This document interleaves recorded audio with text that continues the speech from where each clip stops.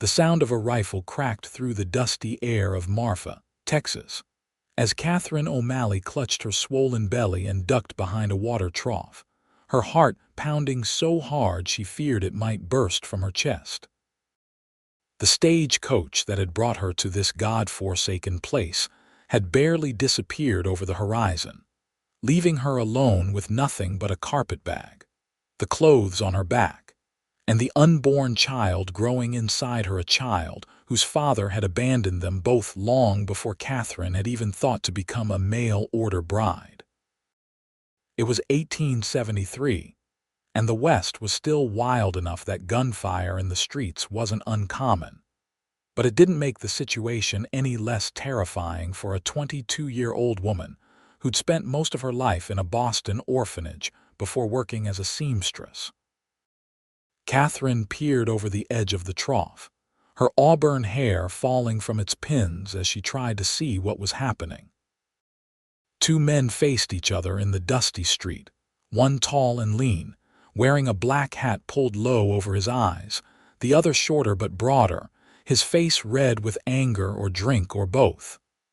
"I told you what would happen if you came back to Marfa," the shorter man bellowed, his pistol aimed squarely at the taller man's chest.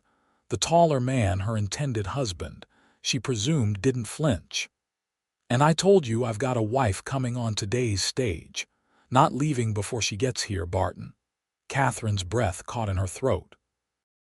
This was Yates Abbott, the cattle rancher who had written such gentle, promising letters, the man who had agreed to marry her despite her condition, who had claimed he would treat her child as his own. She suddenly felt light-headed, and not just from the Texas heat. What kind of man had she promised herself to? Sight unseen. Another shot rang out, kicking up dust near Yates's boots. Katherine bit back a scream, instinct making her draw further back into the shadows between the general store and the livery. "Your wife ain't my concern," Barton spat. "You cheated me out of that land fair and square, and I aim to settle it." Yates kept his voice even, one hand hovering near his holster but not drawing. "The law settled it. Judge ruled those acres are mine. Judges can be bought, not this one." Katherine watched, frozen with terror, as a crowd began to gather at a safe distance. No one seemed inclined to intervene. Her hand protectively covered her stomach as the baby kicked, perhaps sensing her fear. What had she done, coming all this way? She had escaped one desperate situation only to find herself in another. Before Barton could reply, the town marshal pushed through the crowd, his badge glinting in the afternoon sun. "That's enough. Put those guns away before I throw you both in jail." Barton hesitated, then slowly holstered his weapon. "This ain't over, Abbott." Yates nodded once, his face impassive. "Never thought it was." As Barton stormed off toward the saloon, Yates's eyes scanned the street until they found Katherine, half hidden and trembling. His expression softened instantly, and he crossed to her in long, purposeful strides. Up close, she could see he was younger than she'd expected, perhaps 30, with sun-weathered skin, a strong jaw covered in stubble, and the kindest blue eyes she'd ever seen. "Mrs. Abbott?" he asked gently, removing his hat. "I'm Yates." Katherine couldn't find her voice. She'd come all this way, traded letters for months, agreed to marry this stranger because he'd promised her safety and respect. And the first thing she witnessed was him nearly getting killed in the middle of the street. Yates must have read her thoughts. "I apologize for the welcome. That wasn't how I planned to greet you." He bent slightly to look more closely at her face, concern etched in his features. "Are you all right? The journey must have been difficult in your condition." Katherine straightened, trying to summon what little dignity she had left. "I'm fine, Mr. Abbott, though I admit I didn't expect to arrive in the middle of a gunfight." A small smile tugged at his lips. "That was just Barton letting off steam. We've had a land dispute for a while now." He glanced at her carpetbag. "Is this all your luggage?" she nodded, suddenly embarrassed by how little she owned. "Yes." Yates picked it up effortlessly. "My wagon's this way." The ranch is about an hour's ride from town. He paused, studying her pale face. "Unless you'd prefer to rest at the hotel tonight, you look exhausted." The unexpected thoughtfulness caught her off guard. I think I would prefer to reach our destination today if you don't mind." "I've been traveling for so long already." "Of course." He offered his arm, which she took after a moment's hesitation. "The ranch house isn't fancy, but it's solid. I built most of it myself." As they walked toward his wagon, Katherine felt the eyes of the townspeople upon them. She heard whispers, too, about her condition, about Yates taking a pregnant woman as a bride. Shame colored her cheeks, but Yates seemed oblivious or, more likely, uncaring of the gossip. The wagon was well maintained but worn, with a fresh layer of hay in the back, covered by a clean blanket. Yates helped her up to the seat with gentle hands, careful not to touch her more than necessary. "I know this isn't proper," he said as he climbed up beside her and took the reins. "Us not being married yet and all. Preacher comes through town every other Sunday. He'll be here this weekend." Katherine's hands twisted nervously in her lap. "Mr. Abbott, I feel I should be clear. If you've changed your mind about our arrangement now that you've seen me, I would understand. I can find work in town until changed my mind." He looked genuinely puzzled. "Why would I do that?" She gestured vaguely at her swollen belly. "Some men might not want to begin a marriage with another man's child." Yates's expression grew serious. "Mrs. O'Malley, Katherine, I knew what I was agreeing to when we exchanged letters. I need a wife, and you need a home for you and your baby. The rest, well, we'll figure it out as we go." He clicked to the horses, and the wagon lurched forward. "And please call me Yates." As they left the town behind, Katherine's mind raced. She had been so desperate to leave Boston, to find a place where she and her child wouldn't face constant judgment, that she had agreed to marry a complete stranger in a territory still raw with violence and uncertainty. What if he was different in private than he appeared in public? What if he resented her child once it was born? What if he expected more from her than she was prepared to give? The Texas landscape stretched out around them, vast and unforgiving, dotted with scrubby mesquite trees and cacti. The late afternoon sun beat down, making Katherine grateful for her bonnet. She studied Yates surreptitiously as he drove. His hands were calloused but steady on the reins, his posture straight but not rigid. There was something calm about him, a quiet confidence that didn't need to announce itself. "Tell me about your ranch," she said finally, breaking the silence. Yates glanced at her, seeming pleased by her interest. "It's not the biggest spread in these parts, but it's good land. Started with just 20 head of cattle 5 years ago, got about 300 now. Built the house first, then the barn. Got a small bunkhouse for the hands, just 3 men full-time plus a cook.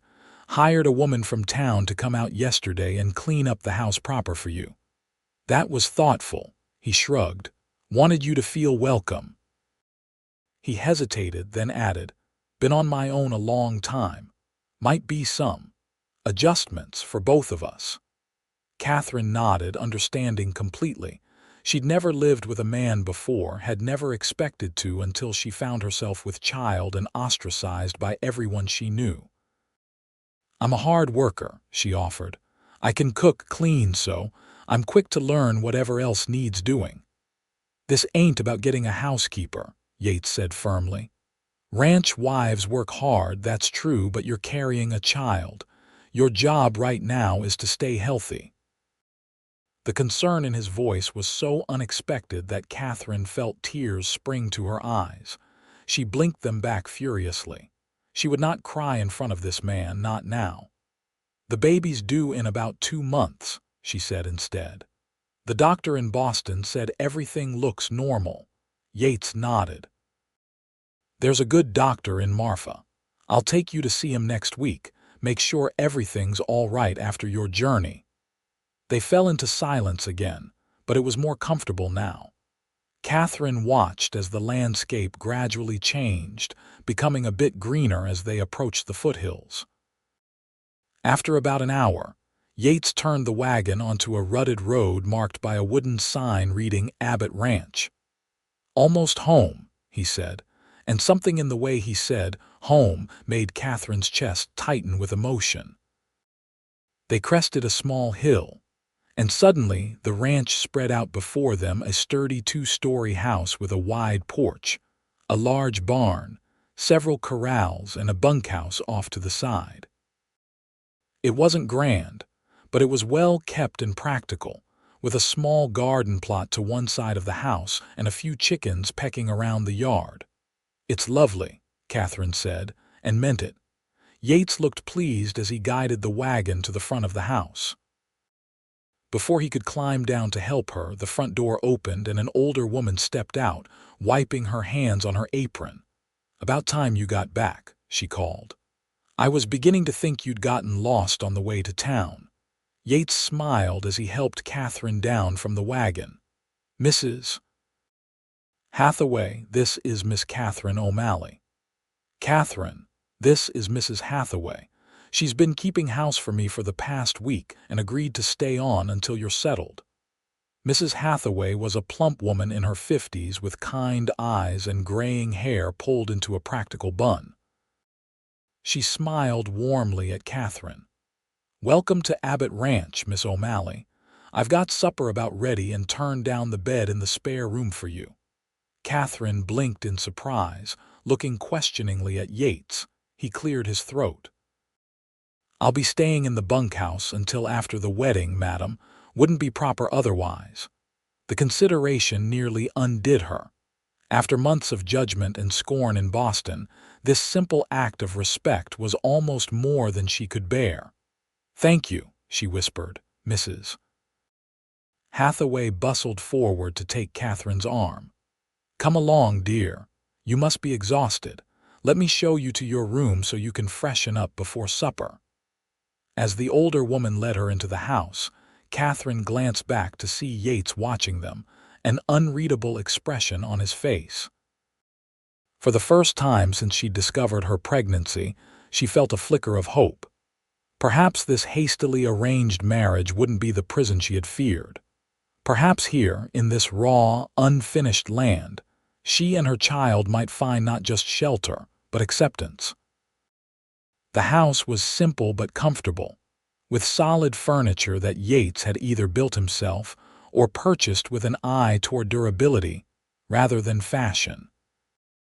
The main floor consisted of a generous front room with a stone fireplace, a dining room that could seat 8 comfortably, and a kitchen with a large cast iron stove. A narrow staircase led to the second floor. "There are 3 bedrooms upstairs," Mrs. Hathaway explained as they climbed the stairs. "The master bedroom at the end of the hall that'll be yours and Mr. Abbott's after the wedding, and 2 smaller rooms. I've put you in the one overlooking the garden for now."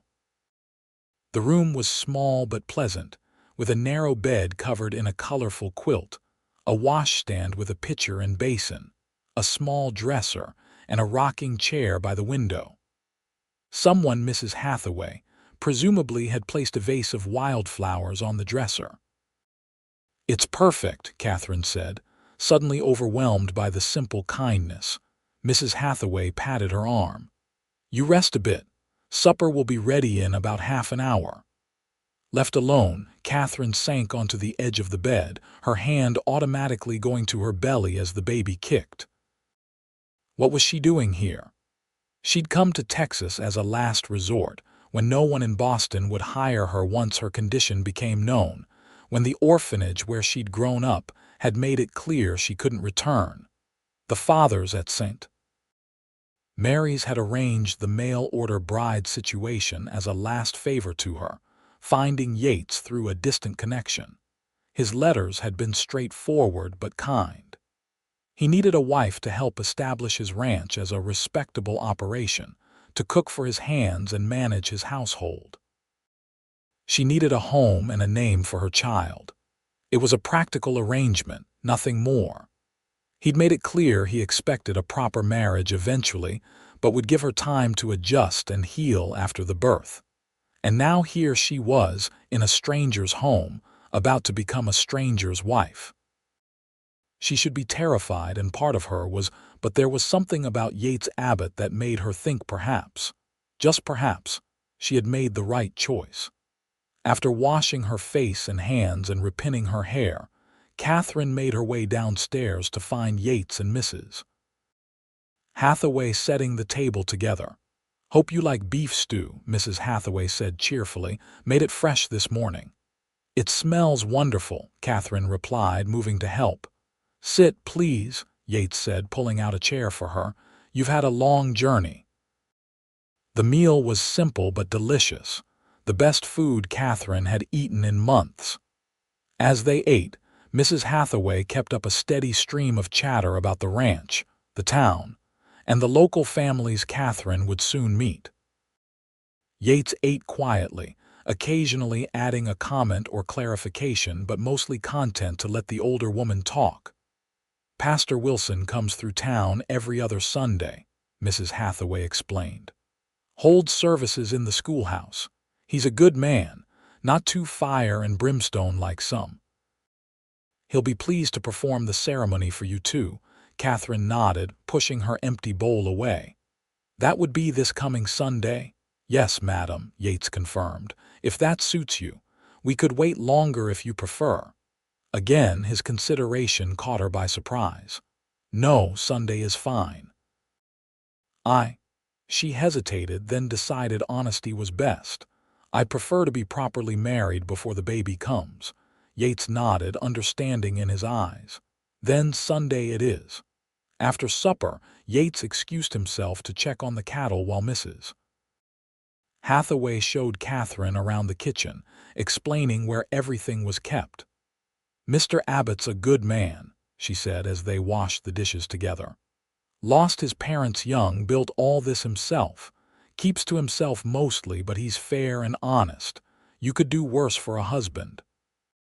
"How long have you known him?" Katherine asked. "Oh, since he first came to these parts about 5 years back. My late husband used to do business with him. After Henry passed last year, Mr. Abbott's been kind enough to throw some work my way now and then." She gave Katherine a shrewd look. "Don't you worry about that baby of yours. Mr. Abbott ain't the type to hold a child's beginnings against them." Katherine felt her face flush. "I hope not." Mrs. Hathaway squeezed her arm. "You get some rest now. Morning comes early on a ranch." Later, as Katherine lay in bed listening to the unfamiliar sounds of the Texas night crickets chirping, cattle lowing in the distance, the occasional howl of a coyote, she wondered what the future held. She'd come to Marfa desperate and afraid, expecting at best a cold business arrangement, at worst a life of servitude to a harsh master. Instead, she'd found a man who seemed genuinely kind, who had treated her with respect despite her condition. But could she trust that kindness? Men had been kind to her before, until they got what they wanted. The father of her child had been charming and attentive until she told him she was pregnant, then he disappeared without a trace. How could she know Yates Abbott was different? With these uneasy thoughts swirling in her mind, Katherine finally drifted into an exhausted sleep. The next few days passed in a blur of activity as Katherine settled into life at the ranch. Mrs. Hathaway was a patient teacher, showing her the rhythms of ranch life when the hands came in for meals, how the kitchen garden was tended, which local merchants were fair, and which would try to cheat a woman if given half a chance. Yates was often out with his cattle during the day, but he made a point of checking in with Katherine each morning and evening, asking if she needed anything, if she was comfortable. They spoke little beyond these polite exchanges, both seemingly aware of the strangeness of their situation. They were to be married in days. yet were still virtual strangers to each other. On Friday afternoon, Yates drove Katherine into town to meet with the doctor. Dr. Calloway was a gruff but competent older man who examined Katherine thoroughly before pronouncing both her and the baby healthy. "Been taking care of yourself on the journey, which is good," he said. "Baby's positioned right. Should be an easy birth, God willing." "Thank you, doctor," Katherine said, relieved. "You staying at the ranch with Abbott?" the doctor asked, eyeing her left hand, which bore no wedding ring. "We're to be married on Sunday," Katherine said, her chin lifting slightly in defiance of the judgment she expected. To her surprise, the doctor simply nodded. "Good man, Abbott. Brought one of his hands in last winter with a nasty broken leg. Paid the bill in full and checked on him every day." He scribbled something on a piece of paper. "Take this tonic daily. Help with your strength. And don't overdo it. Ranching's hard work, especially for a woman in your condition." As they left the doctor's office, Yates suggested they visit the general store to get Katherine some supplies. "Mrs. Hathaway mentioned you might need some things. Thread, fabric, whatever ladies need." The general store was run by a middle-aged couple, the Millers, who greeted Yates warmly before turning curious eyes to Katherine. "This must be your bride-to-be, Mrs. Miller said with a smile that didn't quite reach her eyes. "News travels fast in Marfa. Miss Katherine O'Malley," Yates introduced her formally, "soon to be Mrs. Abbott." Mrs. Miller's eyes lingered on Katherine's swollen belly. "Congratulations are in order, I suppose." Katherine felt her face grow hot with shame, but before she could respond, Yates placed a protective hand at the small of her back. "Yes, they are," he said, his voice pleasant but firm. "We're looking forward to Sunday." Mrs. Miller had the grace to look embarrassed. "Of course. What can I help you with today?" Katherine selected some fabric for baby clothes, thread, needles, and a few personal items, while Yates arranged for a large order of supplies to be delivered to the ranch the following week.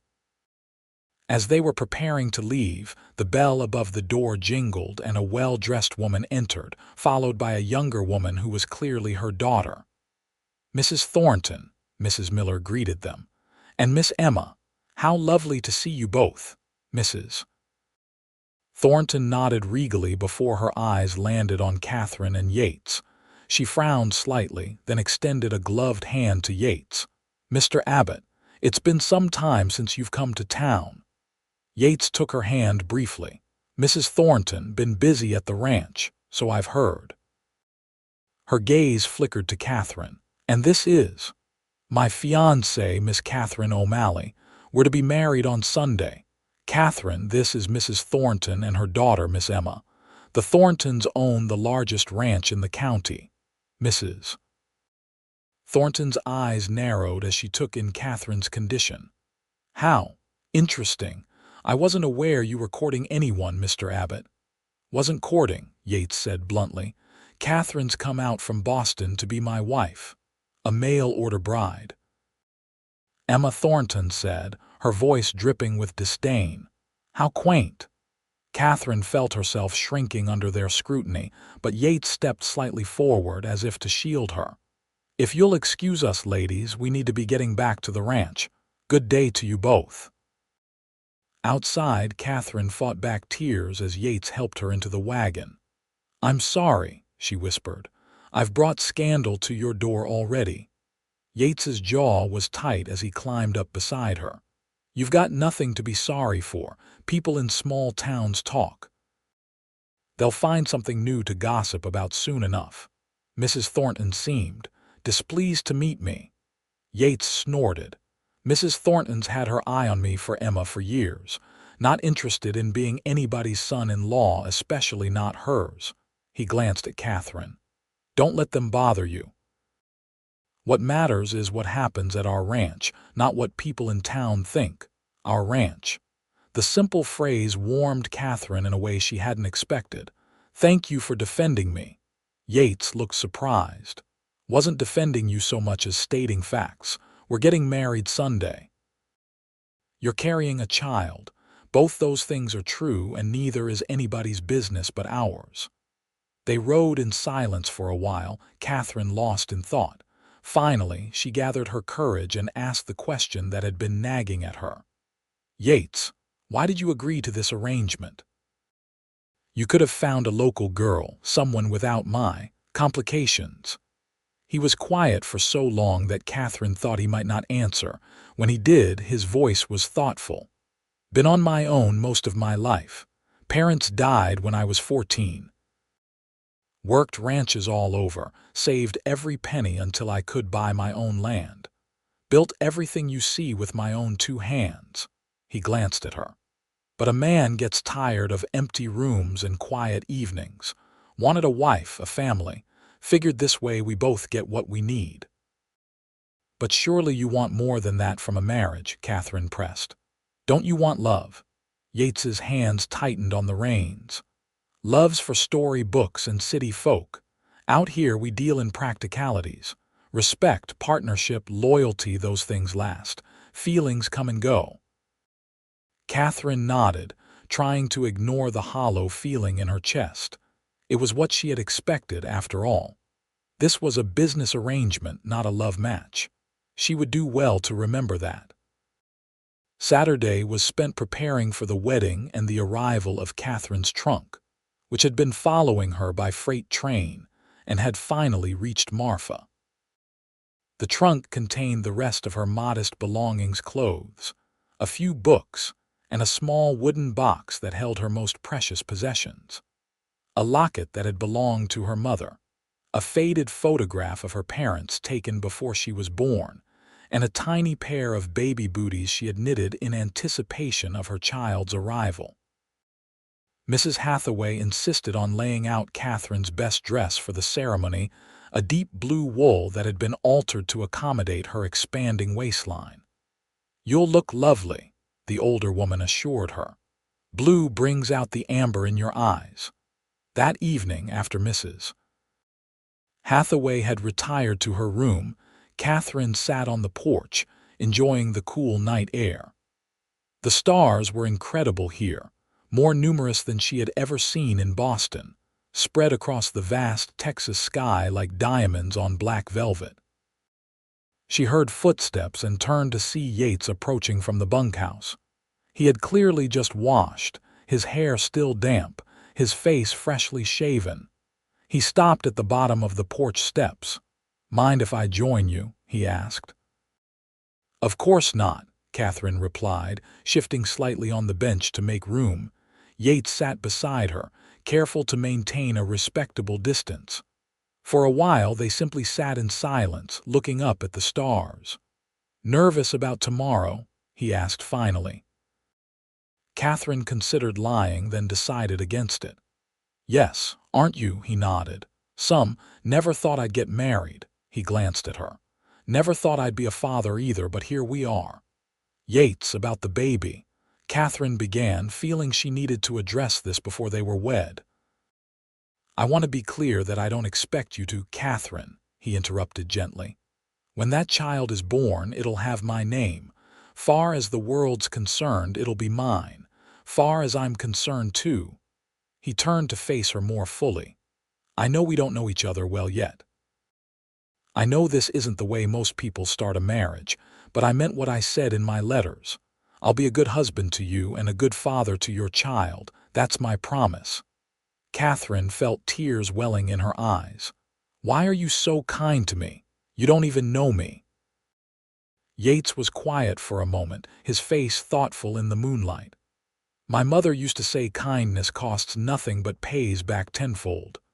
Besides," he added with a small smile, "I do know you. Maybe not all of you, not yet.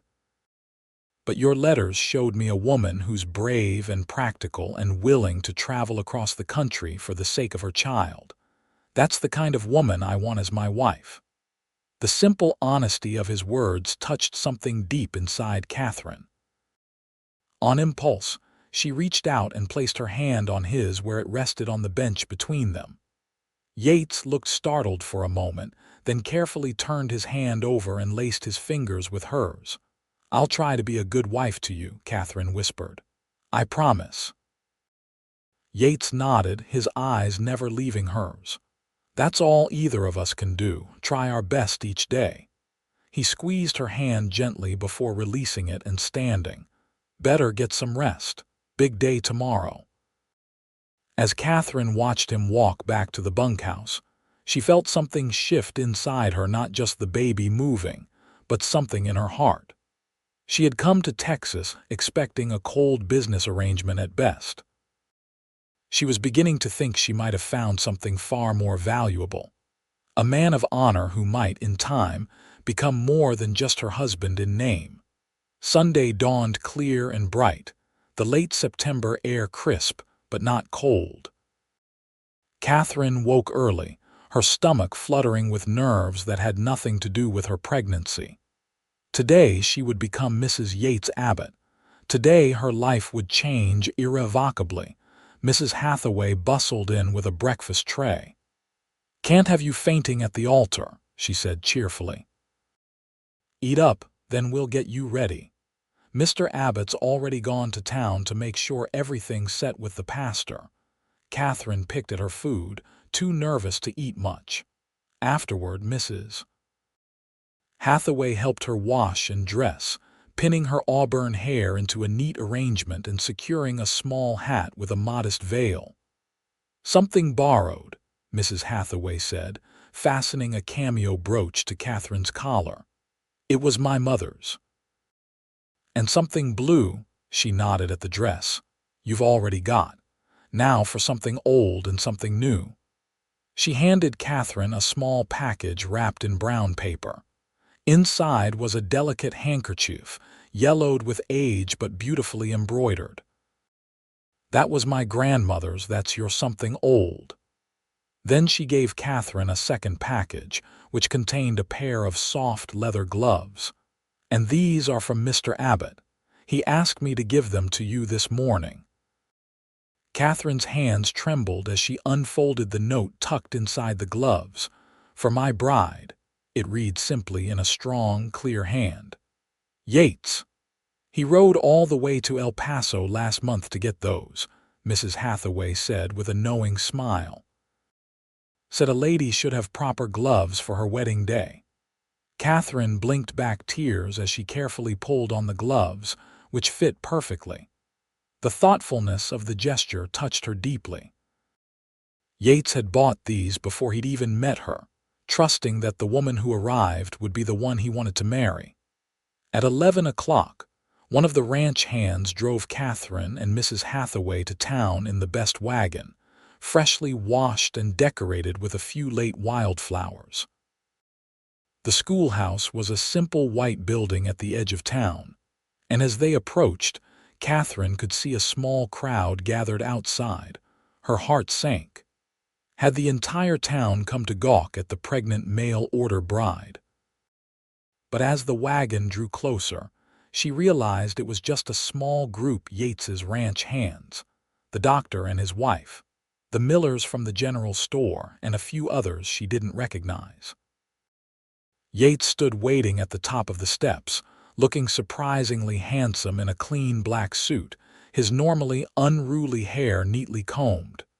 His face brightened when he saw her, and he came down to help her from the wagon. "You look beautiful," he said quietly, offering his arm. Inside, the schoolhouse had been transformed with bouquets of wildflowers on the teacher's desk, which now served as an altar. Pastor Wilson, a kindly older man with white hair and spectacles, welcomed them with a warm smile that held no judgment. The ceremony was brief but traditional. Katherine and Yates stood before the pastor, exchanged simple vows, and Yates placed a plain gold band on Katherine's finger, another surprise, as she hadn't expected a ring. "I now pronounce you husband and wife," Pastor Wilson declared. "Mr. Abbott, you may kiss your bride." Katherine held her breath as Yates turned to her.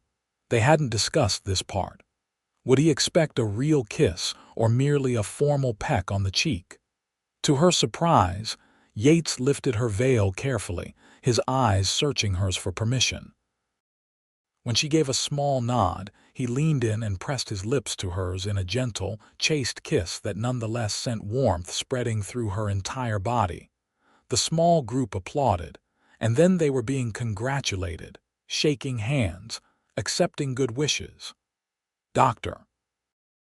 Calloway and his wife invited them to dinner the following Sunday. Mrs. Miller, perhaps regretting her earlier coldness, pressed a small package into Catherine's hands, a pair of baby booties.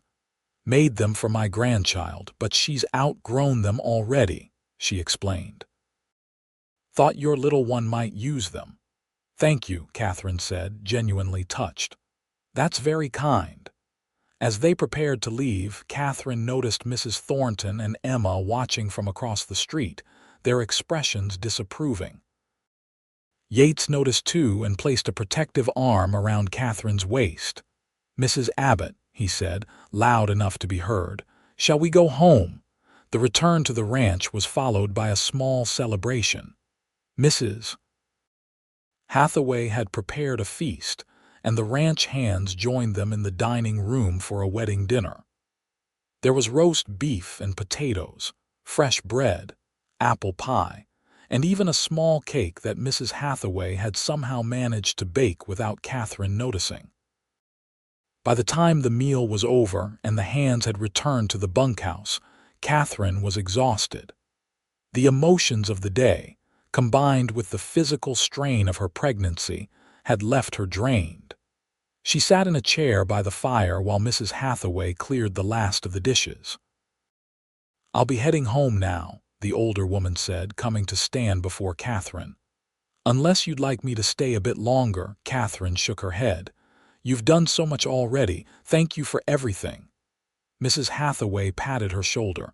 "You'll be fine, both of you." She glanced meaningfully toward the kitchen, where Yates was storing the leftover food. "He's a good man. Give him time." After Mrs. Hathaway left, Catherine and Yates found themselves truly alone for the first time since her arrival. An awkward silence fell between them as they sat before the fire. "Would you like some tea?" Yates asked finally. "That would be nice, thank you." While he busied himself in the kitchen, Catherine tried to calm her racing thoughts. They were married now. This was their home. And tonight they would share a bed. Yates had been nothing but respectful so far, but he was a man and she was his wife. What would he expect? Yates returned with 2 cups of tea and handed one to Catherine. "Mrs. Hathaway says you're to drink it all. Good for the baby." Catherine smiled despite her nervousness. "She's very kind. Known her most of my life. She was friends with my mother back in Kansas."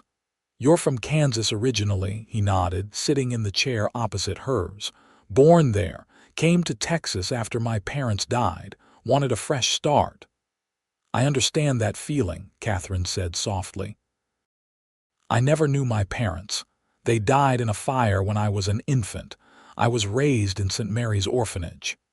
Yates studied her over the rim of his cup. "Can't have been easy." "It wasn't terrible. The sisters were strict but fair. They taught me to read, write, sew. When I was 16, I went to work for a dressmaker in town." She hesitated, then added, "That's where I met Thomas, the baby's father. He was a customer's son." She hadn't meant to tell him this, but something about the quiet intimacy of the moment, the two of them alone by the fire, made her want to be honest. Yates didn't immediately respond, just nodded for her to continue if she wished. "He was charming, educated, said he loved me." Catherine's voice grew bitter. "When I told him I was pregnant, he said he'd marry me. The next day he was gone.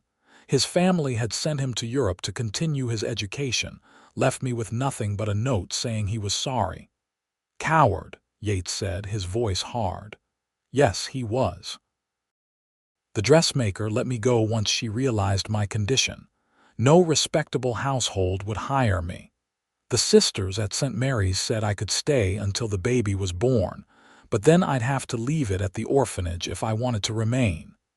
She looked up at Yates, her eyes bright with unshed tears. I couldn't do that. I couldn't abandon my child the way Thomas abandoned me. So you answered my advertisement. Katherine nodded. Father Michael at St. Mary's knew someone who knew you, said you were a good man, that you'd treat me fairly. And have I treated you fairly? More than fairly, Katherine admitted. You've been kind beyond anything I expected.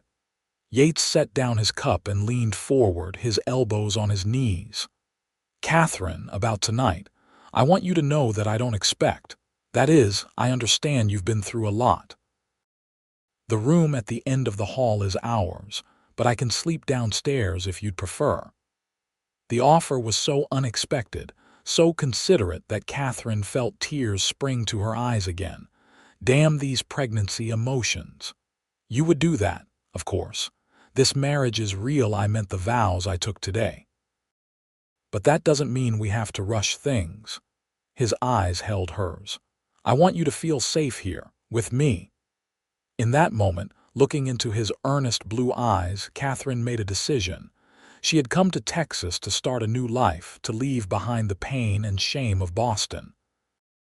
Perhaps it was time to start trusting again, not blindly, but cautiously, one step at a time.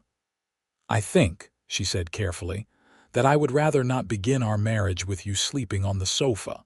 But I might need some time before we're truly husband and wife in all ways. Yates's expression was one of understanding mixed with something else, relief, perhaps, or gratitude. Take all the time you need. I'm not going anywhere. Later that night, in the master bedroom that was now theirs, Katherine changed into her nightgown behind a folding screen while Yates politely busied himself banking the fire in the small fireplace. When she emerged, he was still fully dressed except for his jacket and boots. I'll change after you're settled, he said, gesturing to the large bed that dominated the room. Katherine nodded and slipped between the sheets, turning on her side to give him privacy. She heard the rustle of clothing, then felt the mattress dip as he got in beside her, careful to maintain space between them. Good night, Katherine, he said softly. Good night, Yates. For a long time, Katherine lay awake, acutely aware of the man breathing steadily beside her. This was her husband now, this kind, thoughtful stranger who had taken her in when no one else would, who had given her his name and promised to be a father to her child. She didn't love him, not yet. But for the first time since discovering her pregnancy, she felt something like hope for the future. Just before she drifted off to sleep, she felt Yates's hand move hesitantly across the space between them. He didn't touch her, just let his hand rest on the sheet between them, palm up, an invitation, not a demand. After a moment's hesitation, Katherine reached out and placed her hand in his. His fingers curled gently around hers, warm and strong and reassuring. They fell asleep that way, connected by that simple touch, the first tentative bridge across the gulf between them. October brought cooler weather and a flurry of activity as the ranch prepared for the winter months ahead. Katherine, despite her advancing pregnancy, insisted on taking over the household duties, much to Yates's concern. You should be resting, he said one morning, finding her in the kitchen kneading bread dough. I'm pregnant, not ill, she replied, brushing a strand of hair from her forehead with the back of her wrist. Besides, I've never been one to sit idle. It makes me feel useful to contribute. Yates studied her for a moment, then nodded.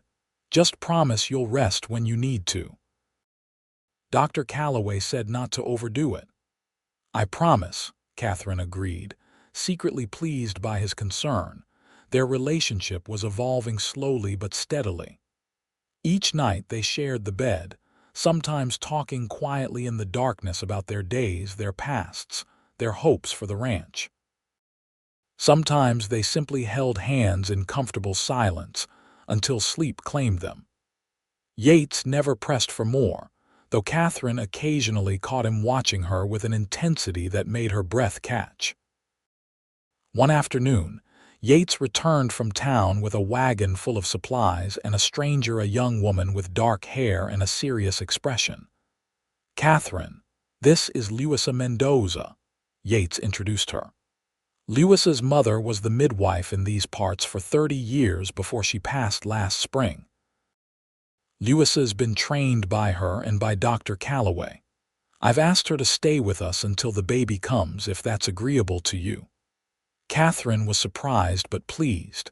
She had been worried about the birth, knowing the nearest doctor was in town, an hour's ride away. "That's very thoughtful, Yates. Welcome, Luisa. We're glad to have you." Luisa smiled shyly. "Gracias, Senora Abbott. I am happy to help."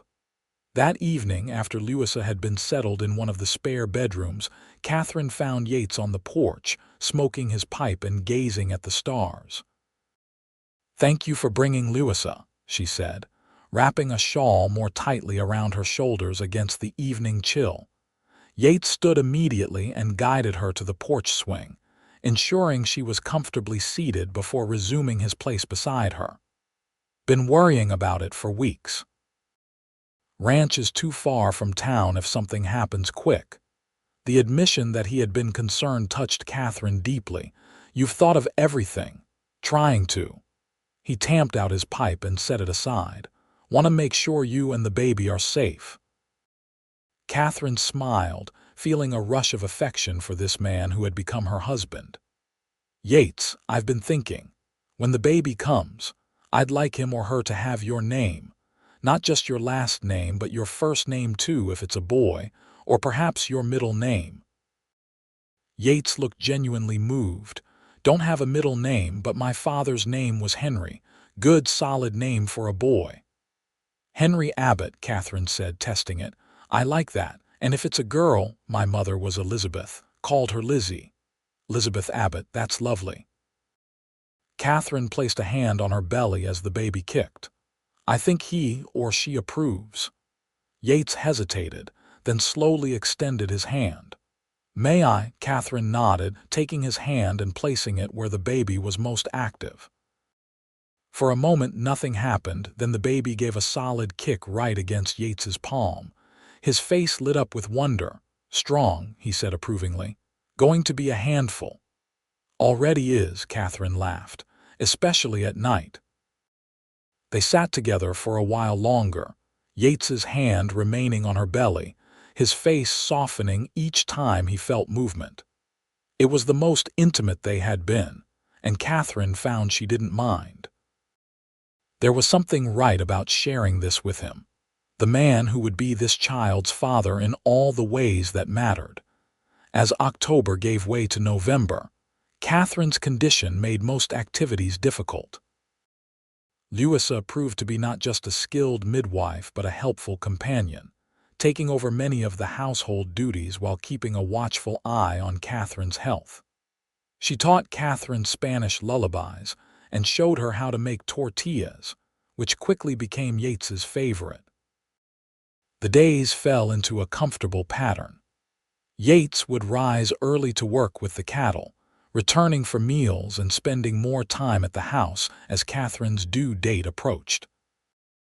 In the evenings, the three of them would sit in the front room, Luisa sewing baby clothes, Yates reading from one of the few books they owned, Katherine knitting or simply resting.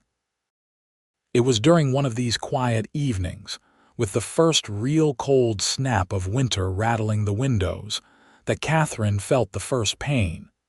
She'd been having practice contractions for days, Braxton Hicks, Luisa called them, but this was different. This was sharper, more focused. She must have made a sound because both Yates and Luisa looked up sharply. "Ease time, Po?" Luisa asked, setting aside her sewing. Katherine nodded, placing a hand on her belly. "I think so, but it's just started. There's time yet." Yates was on his feet immediately, his book forgotten. "What do you need? What should I do?" "For now, nothing," Luisa said calmly. "First babies take time. Senora will labor for many hours before the child comes." She turned to Katherine. "We should prepare the bedroom, yes, and you should walk while you can. It helps." Katherine allowed Louisa to help her to her feet. Another pain came, stronger this time, making her gasp and clutch Louisa's arm. Yates's face paled. "Katherine," she managed to smile through the pain. "I'm all right. Louisa says this is normal." "Is normal," Louisa confirmed. "But Senor should heat water and bring clean towels to the bedroom." Grateful for something concrete to do, Yates hurried to the kitchen while Louisa helped Katherine upstairs. They paced the bedroom floor together, Louisa supporting Katherine whenever a contraction came. They were still far apart but increasing in intensity. Hours passed. Midnight came and went. Yates hovered anxiously nearby, fetching water, building up the fire, doing whatever Louisa asked of him. Katherine had never seen him so unsettled. Around 2 in the morning, as a particularly strong contraction gripped her, Katherine reached out blindly and found Yates's hand. He took it without hesitation, allowing her to squeeze as hard as she needed. "You're doing so well," he murmured. "So strong." As the pain receded, Katherine looked up at him through sweat-dampened hair. "Stay," she whispered. "Please." Yates looked to Louisa, who nodded. "It is good. The husband gives strength." And so Yates stayed, holding Katherine's hand through each contraction, wiping her brow with a cool cloth, murmuring encouragement. As the night wore on, and the pains grew more intense, Katherine clung to him, drawing from his steady presence. Dawn was breaking when Louisa announced it was time to push. Katherine, exhausted beyond belief, didn't think she had the strength left. "I can't," she sobbed. "I can't do it." "Yes, you can," Yates said firmly, his face close to hers, his eyes never leaving hers.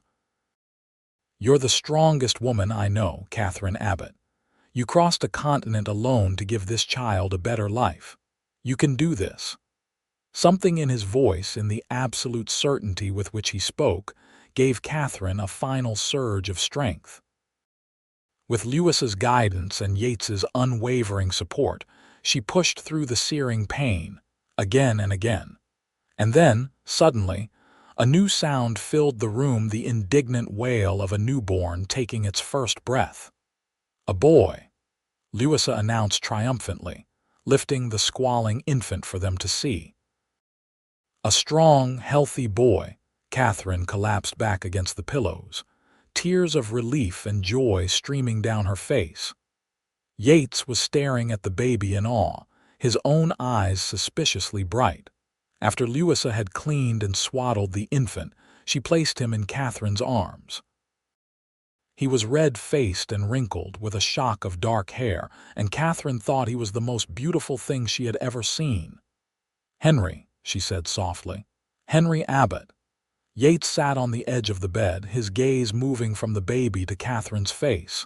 "He's perfect," he said hoarsely. "And so are you." Before Katherine could respond, Yates leaned forward and kissed her, not the gentle, chaste kiss of their wedding, but a real kiss, full of emotion and promise. When he pulled back, his eyes were wet. "Thank you," he whispered, "for my son." In that moment, with her husband looking at her as if she were the sun and stars combined, with her newborn son cradled against her breast, Katherine felt something bloom in her chest, something warm and bright and unmistakable. It wasn't gratitude, though she was grateful. It wasn't merely affection, though she felt that too. It was love. Unexpected, unplanned, but undeniable. The days following Henry's birth passed in a blur of exhaustion and joy. Katherine recovered quickly, much to Louisa's approval. Yates rearranged his work schedule to spend more time at the house, often sitting with Katherine while she nursed Henry, or taking the baby himself to give her a chance to rest. The sight of her tall, strong husband cradling their tiny son, whispering to him about cattle and horses, and the ranch he would someday inherit, never failed to make Katherine's heart swell with emotion. One evening, about 2 weeks after Henry's birth, Catherine came downstairs after putting the baby to sleep to find Yates sitting at the kitchen table, a small box open before him. "What's that?" she asked, curious. Yates looked up, a slightly sheepish expression on his face. "Was going to be a Christmas gift, but I thought, well, now might be better." He held out a small object, and Catherine gasped as she recognized it, a locket, silver and intricately engraved, almost identical to the one that had belonged to her mother, which she had shown him shortly after their wedding. "Yates, it's beautiful," she breathed, taking it from him. "But how?" "Wrote to a jeweler in San Antonio, described your mother's. He said he could make something similar." Yates rubbed the back of his neck, suddenly looking uncertain. "Do you like it?" "I love it," Catherine said truthfully. "It's the most thoughtful gift I've ever received." Yates's face relaxed into a smile. "Open it." Inside, she found a tiny lock of dark hair Henry secured under a small piece of glass. On the other side was a space left empty. "Thought maybe someday we could put another child's hair there," Yates said quietly, "if you wanted more children." "Our children." Catherine looked up at him, understanding the significance of what he was saying. "You want to have children together, children that are truly ours." Yates stood and came around the table to stand before her. "Catherine, I need to say something, and I'm not good with words, so bear with me." He took a deep breath. "When you came here, I thought we could make a good life together, a practical arrangement like we agreed.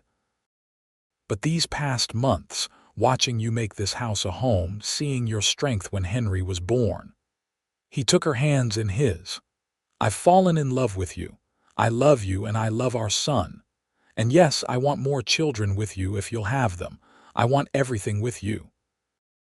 Catherine felt tears filling her eyes. "Oh, Yates, I love you too. I think I started falling in love with you that first night on the porch when you held my hand." She laughed softly. "I was so afraid to trust you, to trust anyone after what happened in Boston."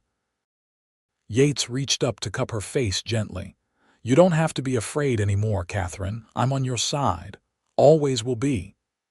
He kissed her then, a kiss full of promise and passion and love. And Catherine, who had crossed a continent seeking only safety and shelter, found herself home at last, not just in this house or this land, but in the arms of the man who had taken her and her child into his heart without reservation. In the years that followed, the Abbott ranch prospered. Henry grew into a strong, curious boy with his mother's amber eyes and his father's steady nature. He was joined 2 years later by a sister, Elizabeth "Lizzie" Abbott, who had Yates's blue eyes and Catherine's auburn hair, and later by 2 more brothers, James and William. Yates eventually bought out Barton and expanded the ranch, becoming one of the most respected cattlemen in the region. Catherine established a small school on the ranch for their children and those of the hands, putting her education to good use. They faced hardships, of course, droughts and cattle disease, a fire that nearly took the barn, Yates's broken leg after being thrown from a horse, but they faced them together, their bond stronger for each challenge overcome. On their 10th wedding anniversary, as they sat on the porch watching their children play in the yard, Yates took Catherine's hand in his, running his thumb over the gold band he had placed there a decade earlier. "Ever regret it?" he asked. "Coming to Marfa, marrying a stranger?" Catherine smiled, leaning her head against his shoulder. "Not for a single moment. Best decision I ever made." Yates pressed a kiss to her temple. "Me too, Mrs. Abbott, me too." And as the Texas sun sank below the horizon, painting the sky in shades of gold and pink, Catherine thought about the frightened, desperate young woman who had arrived in Marfa all those years ago, pregnant and alone. How far she had come, how much she had gained: a husband who adored her, children who brought her joy, a home filled with love and laughter. She had traveled west seeking only shelter, but had found instead the one thing she had never dared to hope for: a love as vast and enduring as the Texas sky above them.